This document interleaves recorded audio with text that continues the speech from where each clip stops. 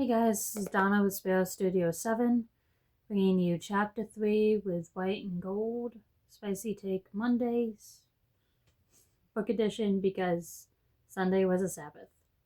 Had a great weekend with my friends and family, and I just took yesterday off. But I'm back today, and we're going to be reading Friends and Foe, Chapter 3 by New Book White and Gold.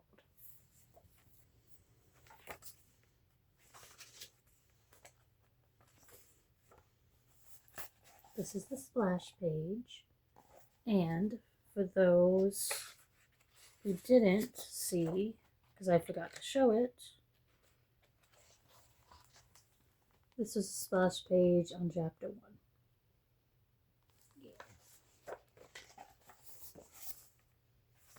Okay, Friends and Foe. Friends and Foes. They whisked down the streets toward the palace, avoiding everyone they could. Rika moved quickly, avoiding large groups of people as they took back alleyways. The people they didn't pass watched them curiously as if they had never seen the princess with a servant before. The sunburst on the princess's wooden crown glinted in the sunlight, contrasting with the simple staff on the girl of White's back. Perhaps it is because I only have one with me. Usually I have an entourage, Rika muttered to herself. No matter, we will soon be gone. The girl watched the princess and tried to match her confidence as she followed behind. She was fearful of what was to come, but there was something about this girl of gold. Perhaps, she mused, this time will be different. Her eyes watched the train of Rika's robe make trails in the sand until it stopped suddenly before and shifted towards her. She tried raising her eyes to her belt quickly before dropping them to her own feet once more. Cautiously aware of the eyes on her, she ordered sternly, I said, look at me. Rika lifted the girl's chin till their eyes met once more. She studied his for a moment before letting her head drop back to where it was. She considered, I wonder if she will run as soon as I am gone. Wait here, girl. Rika headed into the palace without waiting for a response. She thought, shaking her head. If she runs, she runs. I must prepare. The girl watched her companion leave, judging whether she should escape back to the bazaar filled with people instead of waiting in the palace's courtyard. My mistress will be searching for me now. But this princess, she has been unusually kind to me. It may be a trap. Will she kill me if I leave? Will it be worse if I stay? She kicked up the sand, waiting anxiously, the sand sticking between her toes before being tossed away back to its home. But what do I have I to lose? But what have I to lose? My life? It is nothing. If I run from royalty, it will be worth even less. Unable to get her feet to run, she waited what to her seemed like hours. She waited, knowing if she were discovered out of place, fate would be worse than death. Rika went to the kitchen and prepared a week's worth of food and water for herself and the girl. She moved quickly and quietly. In her parents' absence, she was free to move about as she wished. Steward Babel in charge, after all, despite her being heir to the throne. What was unusual was the provisions now were for 2 instead of 1. A princess hardly ever has company in Navarre. She made curt excuses to the few servants she saw. I can talk, I swear. She saw brushing off their help.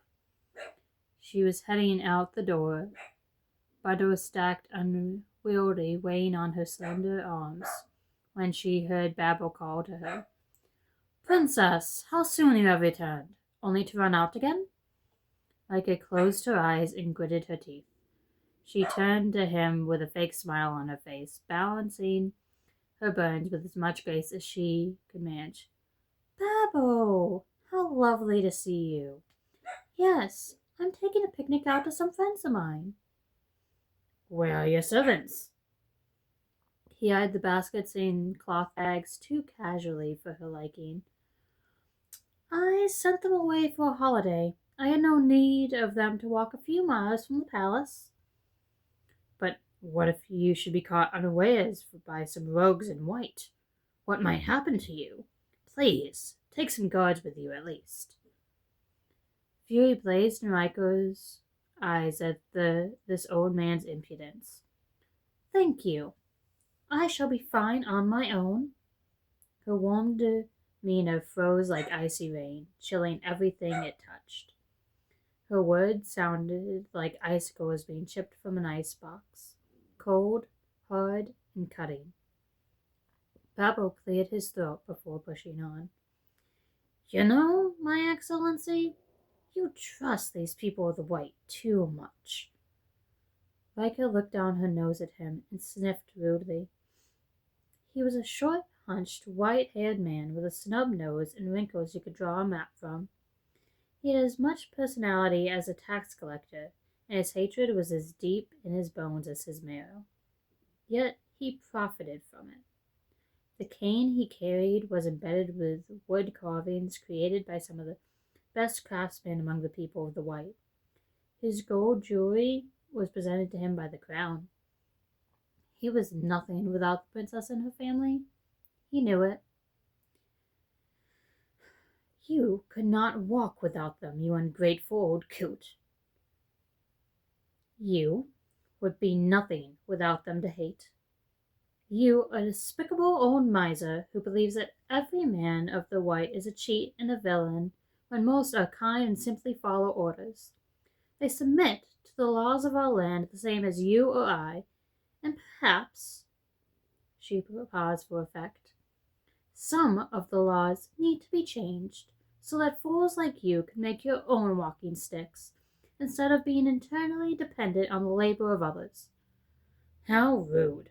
What would your mother think of these modern ideas of yours? He huffed and sputtered, stamping his cane, trying to regain what was left of his honor. It does not matter. Times are changing for the better. Get on board or get lost. Good day to you, steward. She shrugged so as not to lose what she held before striding past him without another word. He stiffened at her formalness, realizing he was dismissed. He watched her as she made her way to the door, pausing only so a servant could open it for her. He turned away, cursing her kindness, and wishing for the old days where he could treat anyone as he pleased. He bowed to her back out of necessity, because others were now watching, thinking to himself, Wait till your mother gets home, you wretch. To the air and listening ears, he said, Good day, Princess Rika. May the days when you reign be brighter than the sun. Rika looked back at him coldly. Thank you, steward. May your house be blessed as well. She swiftly started out the courtyard doors, palms sweating beneath the weight of the baggage. Her back still stiff, chilled with a frightened rage at how close she had come to being detained, and his callousness to those beneath him. I made it. Now, I can do something that is right instead of proper. I can teach a lesson to ingrates like him. Look at me. She tried raising her eyes to her belt quickly before dropping them to her own feet once more.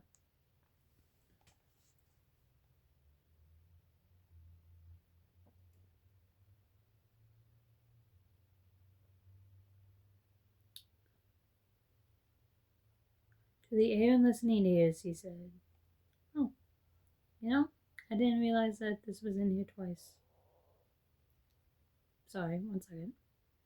She swiftly started out the courtyard doors, palms sweating beneath the weight of the baggage. Well, you'll find a surprise at the end of chapter 3. I accidentally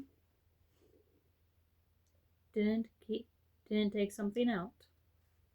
So you'll get Princess Rika saying goodbye to Babel twice. And that concludes chapter 3. Rika makes it out, and we'll see what her and the Girl of White do next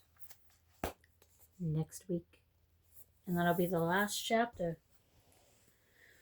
I hope you guys enjoyed it, and have a great night. God bless.